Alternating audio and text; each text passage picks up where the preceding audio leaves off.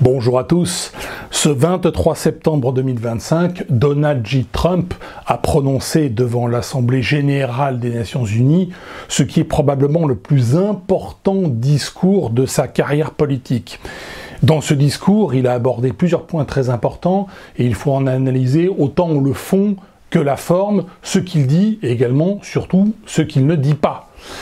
Alors, il aborde plusieurs points. D'abord, il va vanter sa politique, notamment sa politique économique, sa politique en termes de lutte contre les migrants, notamment les migrants clandestins aux États-Unis, et sa politique en ce qui concerne l'arrêt de cette guerre. Donc il se targue d'avoir arrêté cette guerre importante. Alors, je pense qu'il est trop tôt pour faire encore le bilan de la politique de Donald Trump. Alors c'est lui qui en parle, donc je fais un commentaire sur ce qu'il dit, mais je pense que sa politique économique, elle est aujourd'hui quand même très contestable et très contestée aux États-Unis. Sa politique tarifaire est en fait une politique de taxation à la consommation des contribuables américains ou des consommateurs américains. Donc on verra si ça aboutit à des réductions d'impôts comme il l'a promis ou pas, et si ça provoque de la croissance ou plutôt de la récession. Aujourd'hui, ça serait plutôt dans le sens de la récession. Sa politique anti-migrants, alors il se vante d'avoir stoppé totalement l'immigration, invasion de clandestins aux États-Unis. Alors c'est en partie vrai, c'est en partie faux. Il n'a pas arrêté complètement la migration, en tout cas l'invasion migratoire. Pour ce faire, il faudrait que les migrants, ils ne puissent pas ouvrir de compte en banque, ils ne puissent pas se marier, ils ne puissent pas bénéficier d'aide sociale d'aucune sorte aux États-Unis, ce qui n'est pas le cas. Donc il y a toujours un flux quand même d'invasion migratoire aux États-Unis. Donc on verra si au cours des années à venir sa politique donne des résultats, mais pour l'instant c'était pas du tout évident.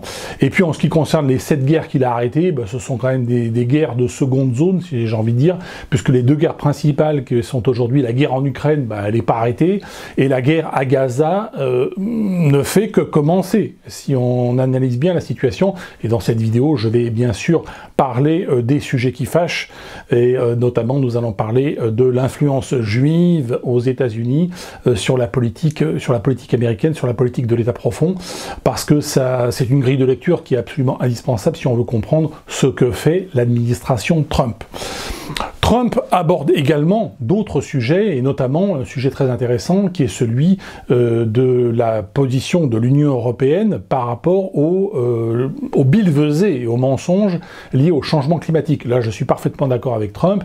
Il est évident que les températures augmentent ou baissent selon les décennies. Entre 1940 et 1980, les températures ont baissé au niveau mondial. Entre 1980 et 2005, elles ont fortement augmenté. Depuis 2005, donc depuis 20 ans, elles ont plutôt tendance à se stabiliser. Aujourd'hui, on nous explique que c'est à cause du gaz carbonique émis par les activités humaines, c'est ce qu'on appelle le réchauffement anthropique. Et Trump a raison de fustiger en disant tantôt c'est le refroidissement, tantôt c'est le réchauffement. En réalité, l'argument qu'il aurait dû avancer, c'est que le gaz carbonique ne représente que 0,04% de l'atmosphère, et en un siècle, on est passé de 0,03% de l'atmosphère à 0,04% de l'atmosphère, et que c'est pas ça qui peut expliquer l'évolution des températures au niveau global. Et dans un siècle, si on continue de produire autant de gaz carbonique, on sera peut-être à 0,05% de l'atmosphère. Donc il est bien évident que ce n'est pas le gaz carbonique qui est à l'origine d'un quelconque changement climatique, que ce soit un refroidissement ou un réchauffement. 99% des gaz à effet de serre, c'est de la vapeur d'eau sur la planète Terre, et 1% seulement, ce sont les gaz rares, que sont le méthane et le gaz carbonique, mais le méthane 25 fois plus que le gaz carbonique. Mais le gaz carbonique est aujourd'hui fustigé, ce que Trump ne dit pas non plus, parce qu'il est à l'origine de taxations très importantes. Comme toutes les activités humaines produisent du gaz carbonique, on peut taxer à l'infini toutes les activités humaines. Il y a donc un objectif fiscal en ce qui concerne le gaz carbonique, ce que ne dit pas Trump malheureusement dans son discours. Donc il a raison de fustiger la position de l'Union européenne qui détruit son économie et qui détruit son industrie à cause de billevesées sur le changement climatique. Par contre, il aurait dû avancer quelques arguments scientifiques, comme je le fais ici, pour dire qu'avec 0,04% de l'atmosphère en gaz carbonique, et là je parle du stock, je ne parle pas de la production annuel, il est évident qu'il n'y a pas d'impact, il n'y a aucun impact humain, ni même du gaz carbonique, parce que le gaz carbonique est aussi produit par les volcans, est aussi produit par la nature, il n'y a pas d'impact sur les changements de température à l'échelle globale, bien évidemment. Donc il a raison de fustiger cet aspect-là et de dire que les Européens devraient abandonner cette politique. Là, je suis d'accord, même s'il avance peu d'arguments. Un autre sujet qui est abordé par Donald Trump dans son très grand discours, c'est qu'il fustige l'Europe sur sa politique de migrants. Mais sur cette politique-là, pareil, sur cette dénonciation, il insiste surtout sur l'aspect des migrants et de l'invasion migratoire clandestine, des migrants clandestins. Alors qu'en réalité, les migrants clandestins ne représentent qu'une fraction de l'invasion migratoire en Europe. Je rappelle qu'en France, depuis maintenant 10 ans, Monsieur Darmanin, Monsieur Retailleau, Monsieur Édouard Philippe, qui est LR, tous ces gens des LR, ont fait rentrer 500 000 migrants par an légalement. Donc ce sont les visas étudiants, comme si les étudiants africains avaient besoin absolument de venir en Europe pour poursuivre des études. Je rappelle qu'il n'y a pas une seule capitale en Afrique qui n'a pas son université. Nous ne sommes plus dans les années 1950 ou 1960 où les étudiants devaient venir en Europe pour suivre des études. Aujourd'hui, on peut même suivre un certain nombre de cours et de très grande qualité sur Internet. On a accès à l'IA sur Internet. Donc, il n'y a plus besoin spécialement de se déplacer en Europe. On fait du regroupement familial qu'on ne devrait pas, qui n'existe pas dans tous les pays d'ailleurs. On fait du droit du sol qu'on ne devrait pas, là aussi qui n'existe que dans très peu de pays européens, dont ça existe en France, mais ça n'existe pas partout, en tout cas certainement pas par exemple en Italie ou en Allemagne. Donc voilà, il ne parle pas de l'immigration légale, il parle plutôt de l'immigration illégale, qui n'est qu'une fraction effectivement de l'invasion migratoire, mais pour dénoncer l'immigration légale, il faut remettre en cause le modèle économique qui consiste effectivement à casser les salaires, empêcher les salaires d'augmenter. On fait venir des migrants aux États-Unis comme en Europe, légalement, pour casser les salaires. Ça, c'est quelque chose que Trump devrait dénoncer ou pourrait dénoncer et qu'il ne dénonce pas. Et on ne remettra véritablement en cause l'invasion migratoire que lorsque l'on remettra en cause l'invasion légale. Déjà, supprimons le légal et ça excitera peut-être un peu moins les personnes pour venir de façon illégale. Puisque finalement, les illégaux sont les gens qui sont au rattrapage. C'est ceux qui ont raté le bac au premier tour et qui viennent au rattrapage. Ils ont raté ils n'ont pas obtenu de visa, donc ils sont pas passés par la porte, ils viennent par la fenêtre. C'est un peu ça le principe. Mais s'il n'y a pas d'immigration légale, il n'y a pas non plus, il y aura certainement beaucoup moins d'immigration illégale. Et puis les immigrés légaux, on devrait ne plus, en Europe comme aux États-Unis, leur verser de revenus sociaux, leur donner des statuts de soi-disant réfugiés politiques. Or, réfugiés politiques, c'est facile. Il suffit de dire qu'on est une femme dans un pays très misogyne. Il suffit de dire qu'on est homosexuel dans un pays arabo-musulman ou autre. Pour être accepté en Europe et pour dire je suis persécuté pour mes opinions ou pour mon statut sexuel ou autre. Donc c'est assez facile d'arriver comme réfugié politique. Normalement, un réfugié politique, ça doit être un artiste, c'est-à-dire un écrivain qui a publié et qui est persécuté pour ses écrits, ou bien un réalisateur de films, ou bien un artiste quelconque. Voilà. Donc c'est quelques cas par an, et ça ne peut pas être des millions de gens qui sont réfugiés politiques. Sinon, il y a 7 milliards de personnes qui peuvent débarquer en Europe ou aux États-Unis, c'est assez facile. Donc Trump est assez faible sur l'argumentaire, même s'il a raison de fustiger l'Europe. Alors ce qui est très intéressant, c'est qu'il dit l'Europe est en péril, l'Europe va disparaître, l'Europe est en train d'être détruite. C'est un peu le sens de son discours, un discours choc, et un discours qui a quand même choqué, y compris au niveau, à tous les niveaux, y compris chez les Asiatiques, etc. On parle beaucoup de ce discours et de ses arguments. En réalité, moi, je ne suis pas aussi pessimiste que cela pour l'Europe, parce que l'Europe est résiliente. L'Europe, aujourd'hui, effectivement, a des politiques absurdes en matière économique et en matière environnementale et en matière migratoire, mais ces politiques ne sont pas populaires. Elles ne sont pas soutenues par l'opinion publique, et on voit d'élection en élection, dans tous les pays européens, les gouvernements sociodémocrates, qu'ils soient de gauche ou de droite, se débarrasser, les peuples se débarrassent des gouvernements qui défendent ces politiques et mettent au pouvoir des gouvernements qui soient de gauche ou de droite, parce qu'on a dans les pays scandinaves notamment des partis de gauche qui sont contre cette invasion migratoire et qui remettent en cause même de plus en plus aujourd'hui les thèses non pas du réchauffement climatique, mais de la taxation carbone et de la destruction de l'économie par la chasse au carbone, qui est naturellement totalement absurde. Donc tout cela est remis en cause par les gouvernements intelligents, et quand les gouvernements ne sont pas intelligents, ils sont virés par les peuples européens. Donc moi je suis plutôt optimiste. L'Europe est résiliente parce que l'Europe a été détruite plusieurs fois dans son histoire. L'Europe a été détruite lors des grandes invasions à la fin de l'Antiquité. L'Europe a été détruite par la grande peste noire. L'Europe a été détruite par les guerres de religion. L'Allemagne, lors de la guerre de 30 ans, 1618-1648, le tiers des Allemands se sont entretués. Il y a eu entre 30 et 35% de morts en Allemagne, des Allemands catholiques qui ont tué les protestants qui ont tué les catholiques. En France, on a connu ça aussi, c'était les Armagnacs contre les Bourguignons, l'Angleterre a connu cela aussi, d'autres pays ont échappé comme l'Italie ou l'Espagne, mais encore une fois, l'Europe a été détruite. L'Europe a été largement détruite lors des 2 guerres mondiales, a été largement ravagée d'une destruction presque totale. Bagatelle pour un massacre, disait Louis-Ferdinand Céline. Le massacre, c'est le massacre des Blancs entre eux, hein, des Germains contre les Slaves, contre les Latins, etc. Donc il y a effectivement une résilience en Europe. L'Europe a su quand même se reconstruire, et je pense que l'Europe va se reconstruire. Ce que ne dit pas Trump, c'est que la destruction aujourd'hui, elle est plutôt chez Israël.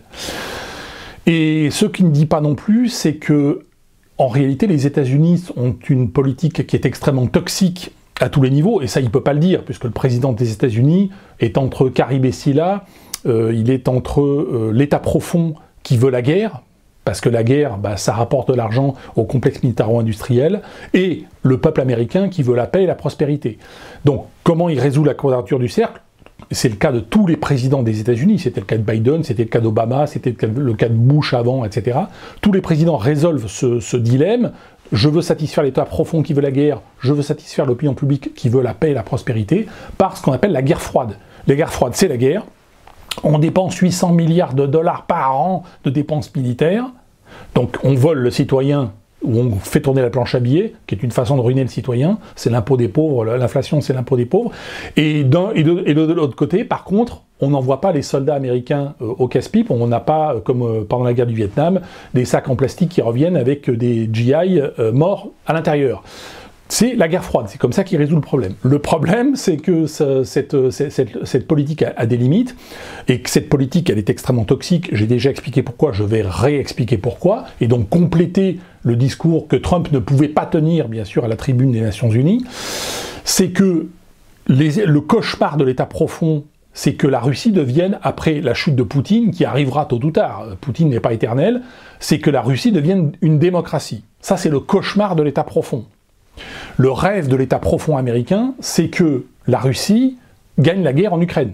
Et d'ailleurs, c'est ce que dit Trump dans son discours, il dit « mais la Russie a attaqué l'Ukraine en 2022, on pensait que la guerre allait durer 3 semaines », c'est ce qu'il dit dans le discours, hein. Il dit ça, on pensait que la guerre allait durer 3 semaines, et puis comme ça, les choses allaient s'arrêter. Si ça avait été le cas, l'État profond américain aurait été pleinement satisfait, parce que ça veut dire que la Russie aurait gagné en puissance, ne se serait pas épuisée dans la guerre, et serait une menace pour l'Europe, qui placerait ses capitaux aux États-Unis et qui achèterait des armes américaines. C'est ça le modèle économique américain.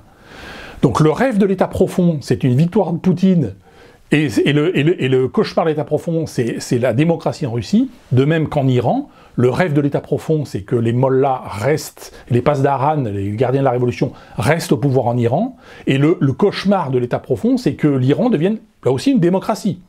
C'est pour cela que lorsqu'Israël a frappé l'Iran, les États-Unis sont intervenus, et c'est ce que Trump explique également dans ce discours, en envoyant des B-2, qui sont effectivement des avions bombardiers furtifs que seuls les États-Unis possèdent, donc il insiste bien en disant « nous sommes les seuls à posséder cette technologie », ce qui est vrai. La France, elle possède toutes les autres technologies que possèdent les États-Unis, sauf des bombardiers furtifs B-2. Bon, petit clin d'œil. Donc il a raison de dire qu'ils sont les seuls à pouvoir intervenir. Pourquoi sont-ils intervenus? Parce qu'ils sont intervenus en faisant un deal avec Israël, en disant si vous continuez de frapper l'Iran, le régime risque de tomber. Donc les Américains avaient peur qu'une démocratie émerge. Donc les Américains sont intervenus en disant à Israël on continue de vous donner des armes pour votre guerre en Cisjordanie et à Gaza, et je vais y revenir, mais on va frapper au cœur l'Iran pour détruire son appareil on va dire, de production d'uranium ou de centrifugeuses qui permettraient peut-être demain de faire une bombe atomique iranienne. Donc ils sont intervenus pour détruire les installations, les infrastructures, mais surtout pour ne pas détruire le régime. C'est-à-dire qu'on a tué également un grand nombre de scientifiques, les Américains ont bombardé les sites de production, également les sites scientifiques, mais les Américains ne veulent pas tomber le régime iranien. Le régime iranien doit rester une menace pour que les pays du Golfe continuent d'acheter des armes américaines, pour que les pays du Golfe continuent de placer leur argent aux États-Unis. C'est ça le modèle économique américain. Donc il faut bien voir que les Américains sont toxiques sur cet aspect-là. Ils sont toxiques aussi lorsqu'ils aident Israël, qui aujourd'hui se précipite dans cette guerre, effectivement, à Gaza, une guerre totale, mais une guerre qui dure. Et alors, ils la font durer aussi parce qu'ils sont aujourd'hui en projet de conquérir la totalité de la Cisjordanie. La Cisjordanie, bientôt, les Palestiniens, il y a à peu près 3 millions de Palestiniens qui sont en Cisjordanie, vont se limiter à Jenin, Naplouse et Ramallah, hein, la cuvette de Ramallah, la cuvette des chiottes, hein, comme on dit. Donc il ne va plus rester grand-chose que quelques territoires dans lesquels vont s'entasser les Palestiniens. Le reste de la Cisjordanie est en train d'être entièrement colonisé, intégralement colonisé. Donc la peau de léopard est en train de se réduire en Cisjordanie, pendant que on frappe et que la guerre dure à Gaza, donc c'était aussi une stratégie. Les Israéliens se précipitent de frapper parce que les Américains aujourd'hui leur délivrent des armes et des bombes, etc., et de l'armement et du renseignement pour mener leur guerre à Gaza. Mais c'est toxique. Cette aide américaine à Israël est toxique, elle est toxique pour Israël et elle est toxique pour les Israéliens, et c'est quelque chose qui est de plus en plus analysé, parce que elle fait passer les Israéliens finalement pour des tortionnaires. Alors certes, les Israéliens réagissent au pogrom du 7 octobre, et que c'était un pogrom, le 7 octobre 2023, absolument incontestable. C'était un judéocide, il s'agissait de tuer des juifs et des femmes, des enfants parfaitement innocents. Ce n'est pas de la résistance c'est tuer éventuellement des soldats de Tsahal, mais ce n'est pas tuer des civils. Quand on tue des civils, c'est pas de la résistance, c'est du terrorisme. On veut terroriser une population, c'est très clair. Mais là, effectivement, il y a une espèce de surréaction de la part du cabinet israélien, parce que Netanyahou est aussi piégé par on va dire, la droite extrême ou la droite dure dans son gouvernement. Donc il est obligé, s'il veut conserver le pouvoir, et lui-même est inquiet de passer devant la justice et peut-être d'être inculpé, peut-être d'être arrêté et incarcéré. Donc il y a aussi une problématique personnelle. Il profite de l'aide américaine systématique, mais qui pourrait s'arrêter dans quelques mois ou dans quelques années si les républicains devaient perdre la majorité au Congrès.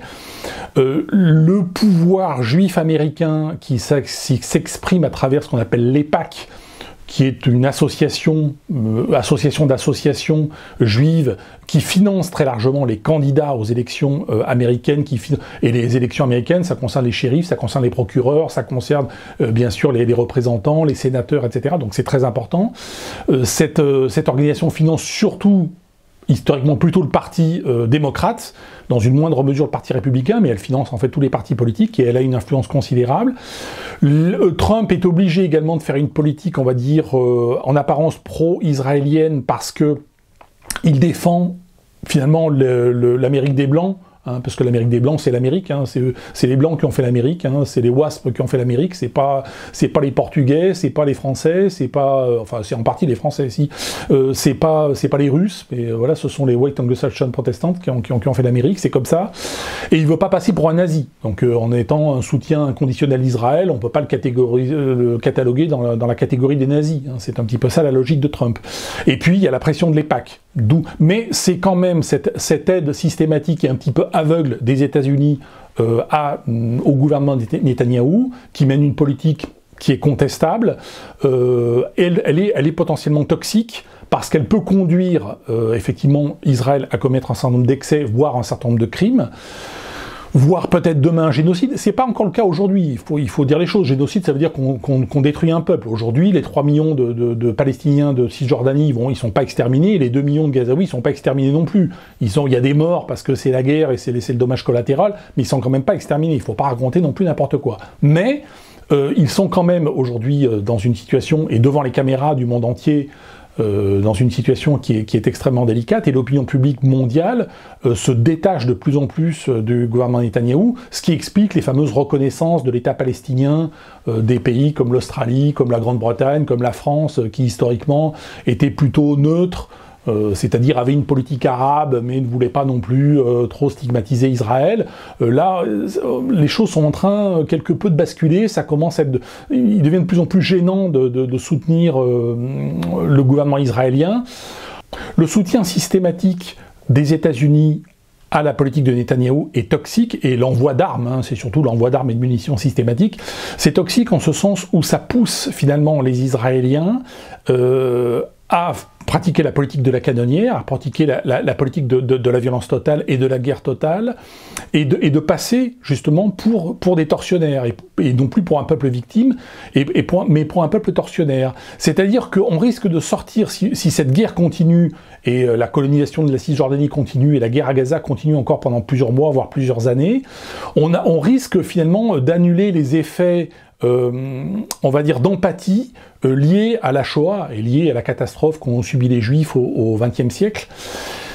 Et ça risque de coûter très cher, effectivement, au peuple israélien, au peuple juif. Et de plus en plus de Juifs sécularisés, c'est quelque chose dont on ne parle pas, quittent Israël. Je ne parle pas des Juifs orthodoxes, je ne parle pas des sionistes ou des gens qui sont très très motivés, mais des Juifs sécularisés, c'est-à-dire qui ne sont pas spécialement religieux, qui ont un passeport israélien, ils vont conserver leur passeport israélien, mais ce sont des Juifs qui reviennent en Europe ou qui vont aux États-Unis ou qui quittent Israël, ce qui va poser aussi un problème démographique, puisque la population des Arabes israéliens représente aujourd'hui 21% de la population d'Israël, et ce chiffre, si trop de Juifs sécularisés quittent le pays, déjà ils font peu d'enfants les Juifs sécularisés, s'ils quittent le pays, eh bien les Juifs risquent de se retrouver en minorité face d'un côté aux Arabes israéliens et de l'autre côté aux Juifs orthodoxes, voire ultra-orthodoxes, qui aujourd'hui sont à peu près 10% de la population, mais qui devraient représenter d'ici une vingtaine d'années à peu près 20% de la population.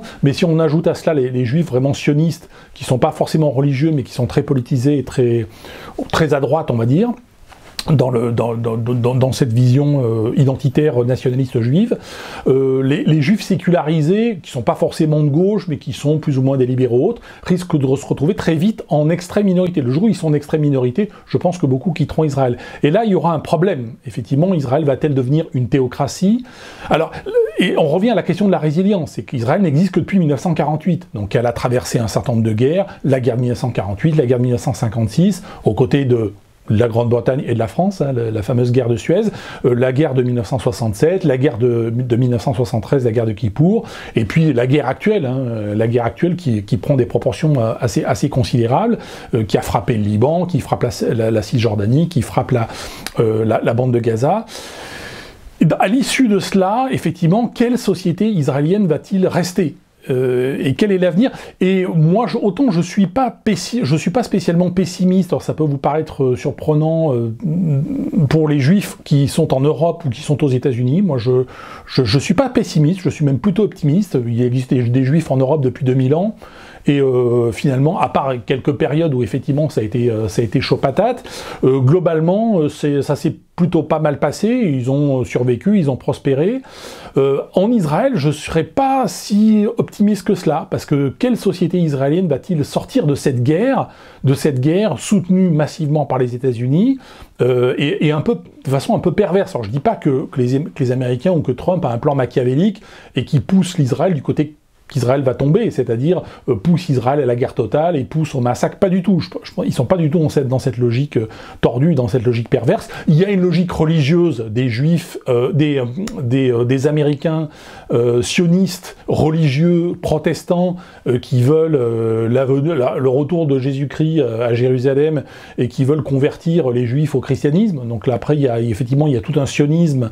D'ailleurs, le sionisme, historiquement, est né au XVIIe siècle, 17e, 18e siècle, chez les protestants. Hein. C'est avant d'être un mouvement juif, c'est un mouvement chrétien de retour des Juifs en Israël pour le retour de Jésus. C'est une interprétation protestante du christianisme. C'est à l'origine, avant même que Théodore Herzl, à la fin du 19e siècle, lance l'idée de créer un État juif en Israël, etc. Donc c'est une idée qui est ancienne. Les Américains jouent un jeu, sont toxiques pour tout le monde, ils sont toxiques pour les Européens, ils sont toxiques pour les pays arabes, ils sont toxiques aujourd'hui aussi pour les Israéliens. Et je pense qu'il faut le dire, il faut le répéter, ce que naturellement le pauvre Donald Trump ne pouvait pas dire à la tribune des Nations Unies. Mais je pense qu'il fallait faire le tour de l'analyse de ce discours pour bien comprendre dans le monde dans lequel nous sommes et savoir nous comment nous positionner. Je pense que le positionnement des droits tardés dénoncés par Soral n'est pas le bon positionnement, et quelque part Soral a raison en disant les identitaires européens n'ont pas à être sionistes, ça n'a aucun sens. Mais je pense que Soral a également tort lorsqu'il fustige, lorsqu'il stigmatise finalement le monde juif. Moi j'ai plus de la peine pour les juifs israéliens qu'autre chose. Voilà, j'ai plus je dirais pas de sympathie, mais au moins d'empathie, c'est-à-dire que je pense qu'ils sont mal barrés. Je pense que les juifs en Israël sont beaucoup plus mal barrés que les juifs en Europe.